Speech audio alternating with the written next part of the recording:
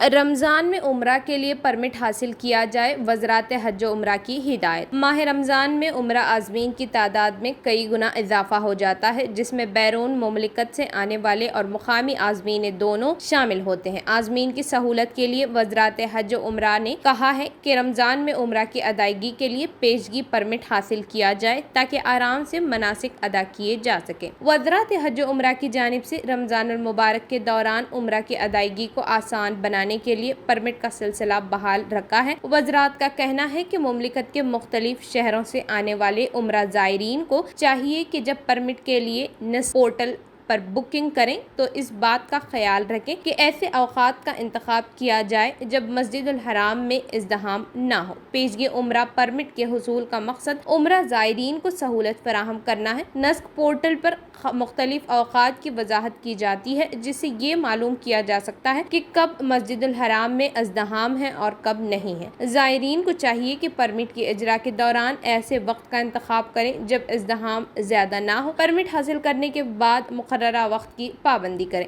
وزارت حج و عمرہ نے اس جانب بھی توجہ دلائی کہ جب مسجد الحرام پہنچے تو اس بات کی یقین دہانی کر لیں کہ پرمٹ ایکسپائر نہ ہوا ہو۔ واضح رہے، ماہ رمضان المبارک میں دنیا بھر سے بڑی تعداد میں عمرہ زائرین مکہ مکرمہ آتے ہیں، جبکہ مملکت کے مختلف شہروں میں مقیم غیر ملکی سعودی شہری بھی رمضان المبارک میں عمرہ ادا کرتے ہیں۔ وزارت حج و عمرہ کی جانب سے عمرہ پرمٹ کے سلسلے کا آغاز کورونا وبا کے دوران کیا گیا تھا، جس کے بعد سے یہ سلسلہ جاری ہے۔